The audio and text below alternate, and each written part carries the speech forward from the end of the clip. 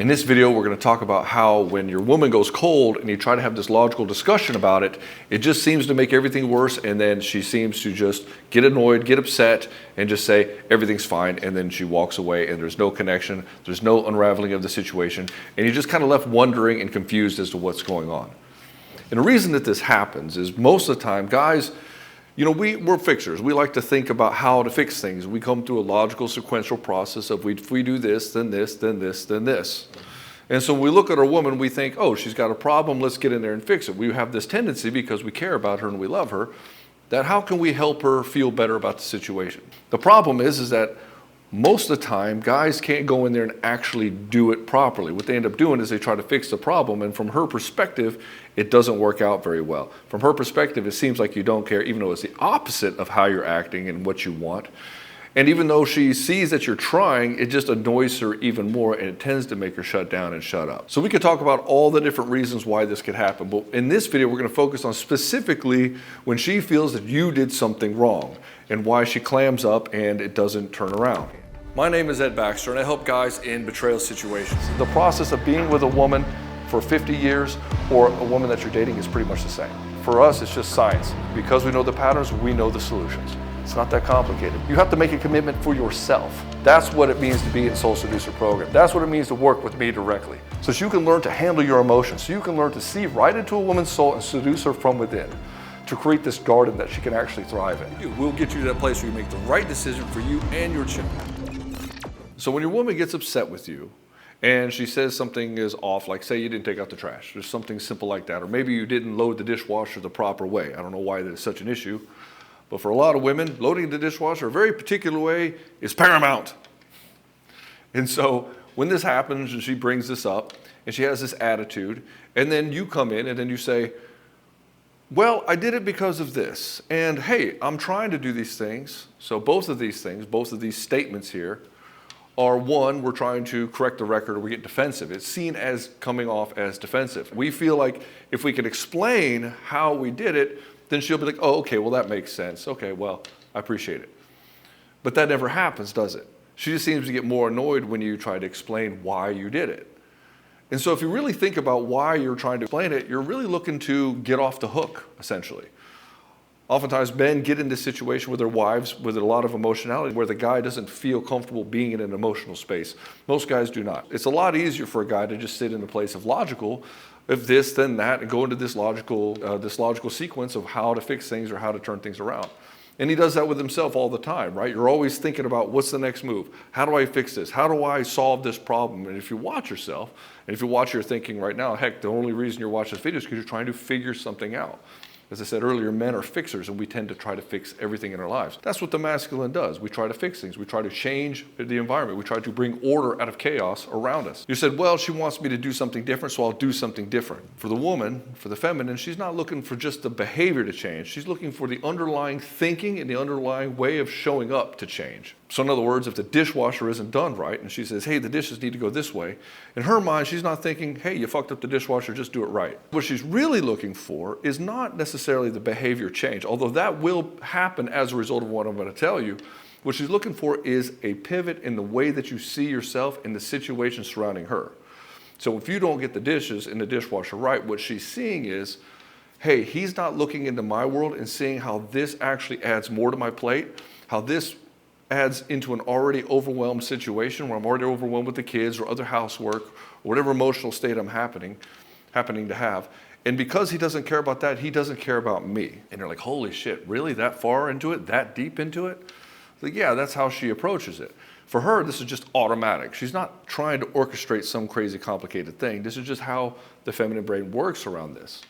And so she'll say stuff like, I want to be with a guy I don't have to tell him what to do. And so what she's really saying here is, I want a guy who's on the same page with me, who can anticipate not necessarily all of her needs and wants and desires and being a man raider, although she probably would love that. What she wants to do is have this feeling of, hey, you're in it with her and you can kind of figure out where it's going to lead down the road. For a guy, this takes more thought processes. This means you're going to have to think a couple of steps down the road as to how your actions interact with her. And so she's doing this with the kids constantly. This is how she's able to keep the kids safe. She's thinking about, well, the kids need these clothes, and then when they get to school, they're going to need these lunches, and then there's going to this thing going on at the end of the week. There's this event, and then we got to take them to soccer, and then how does this all plan out? And then she gets all these things going on in her head, and this is where a lot of her overwhelm comes from. And then when she gets overwhelmed, she's going to go into a place of anxiety. And so as the guy, you come in here, you try to solve the anxiety. You don't need to solve the anxiety. In fact, you're not there to solve any of your wife's problems. She's a grown-ass woman. She needs to handle her own emotional state. And if she's coming at you with heat and fire, you have to set a boundary and not allow that to happen. You have to have a zero tolerance for bad behavior in a relationship. But if she's overwhelmed and you want to come in there and you want to demonstrate to her, hey, I am fully present with you, and hey, I care about you and I love you, then having a couple of steps along the route of how is this actually coming across? How's my behavior coming across to her? And thinking about, from her perspective, how that feels. For you as a guy, it's going to take some practice. It's going to take a little bit of work. And you'll take it as a criticism, and you'll go back and say, well, I did it because of this, and I did it because of this. And you're looking for her to let you off the hook. And you'll say, well, I'm not doing that. But if you think about it, you really are. Or if you get defensive at what's happening, you get upset at her, then it's the same situation, and she just gets more and more annoyed about this. I would say the most painful place to be in when your woman shuts down and is quiet, and you try to open her up, and you know that she's upset at you, is in this place where she wants to leave the relationship. Or maybe she's cheated on you or something like this, and she tells you this huge term of, I love you, but I'm not in love with you, or I'm just confused. And we all know that that seems kind of like bullshit, and it's true, it is bullshit. She's not confused, she's just uncertain. She's uncertain about what she wants, and she's unconvinced about you. She tells you, I'm not in love with you anymore. I kind of want to move on. If she's cheating on you, I don't recommend trying to make it work. But either way, if that's what you want to do, so be it. So she's looking at you saying, hey, I don't think this is going to work with you. I am unconvinced that you can actually change.